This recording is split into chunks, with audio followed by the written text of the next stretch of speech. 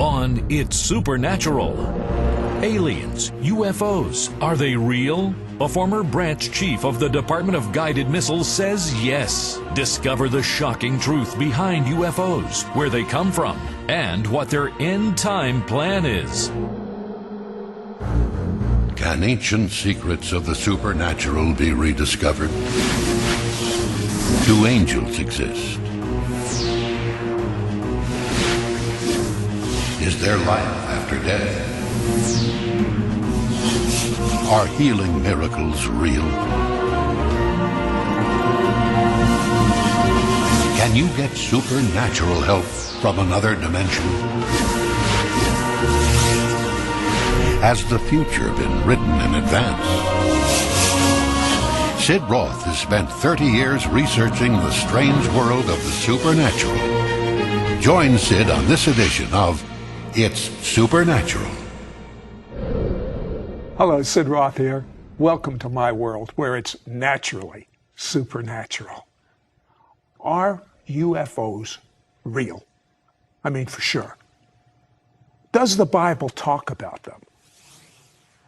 Are UFOs involved in end-time Bible prophecy, end-time events? Could they be a little piece of a puzzle that we have missed? My guest, Chuck Missler, says yes. He's a Naval Academy graduate and former branch chief of the Department of Guided Missiles, CEO of 6 public companies. 4 of the 6 were highly classified in the Department of Defense.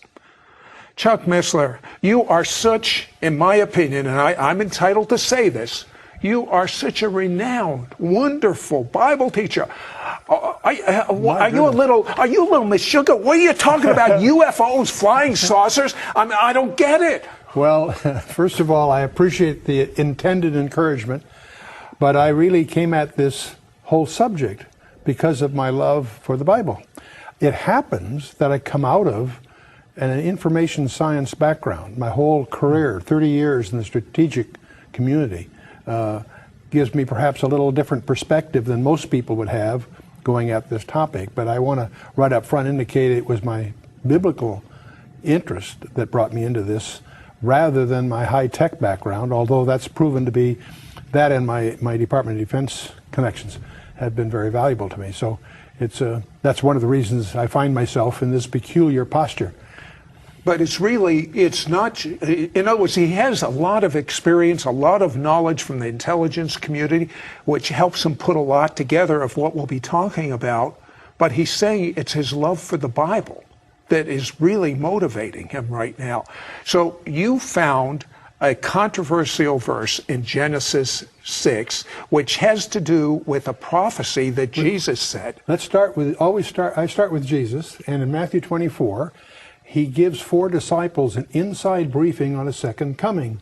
And in that briefing, he makes a very strange remark. He says, as the days of Noah were, so shall the days of the coming of the Son of Man be.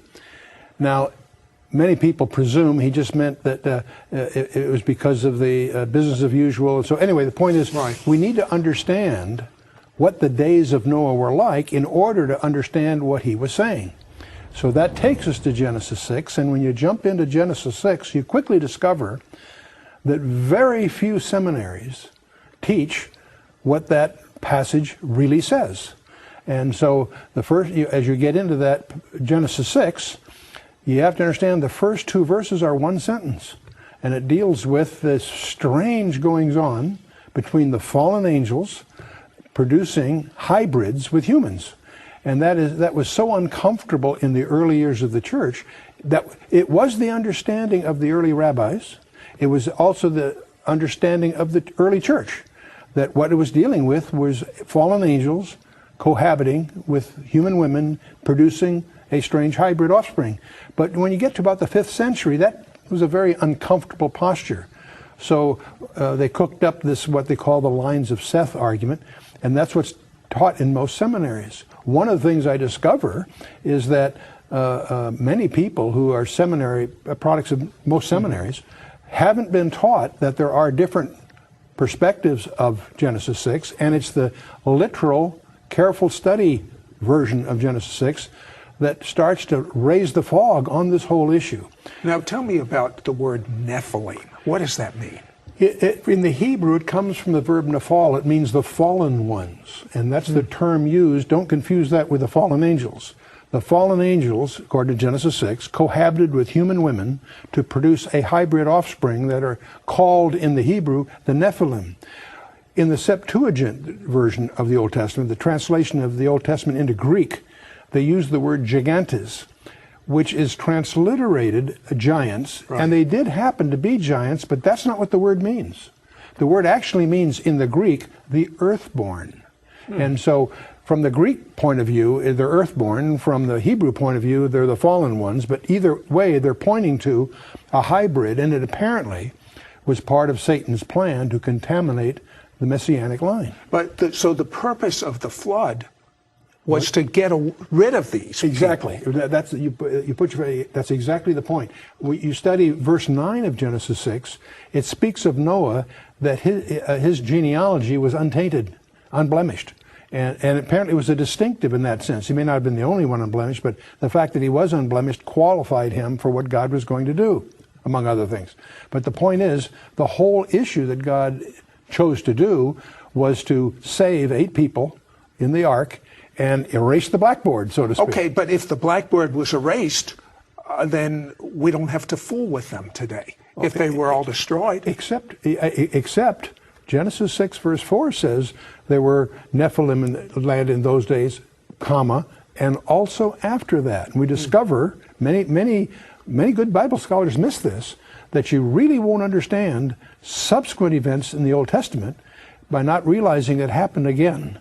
When God, in Genesis 15 and Genesis 17, confirms the land covenant to Abraham, he tells Abraham that he and his descendants are going to be away for 400 years, but after 400 years, they're going to return.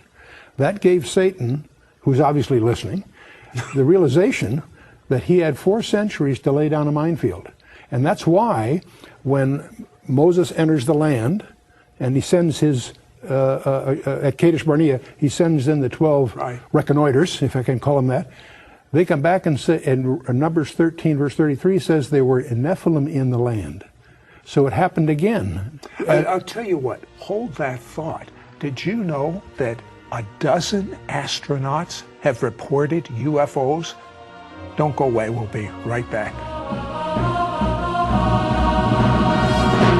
We'll be right back to It's Supernatural. When Jesus prayed that they all may be one, there were only 2 people groups, Jews and Gentiles. Denominations did not exist. 2,000 years later, his prayer is still yet to be fulfilled. God's purpose from the beginning was for all nations to become one in Yeshua, Messiah Jesus. To break down the middle wall of separation dividing Jew and Gentile, so that the world may believe that Yeshua is the Messiah and Lord over all. When Jewish spiritual DNA merges with the New Covenant Christian DNA, there will be what Paul called life from the dead. That's why Sid Roth's website is loaded with cutting-edge articles and teaching about the one new man. Log on to sidroth.org today. We now return to It's Supernatural.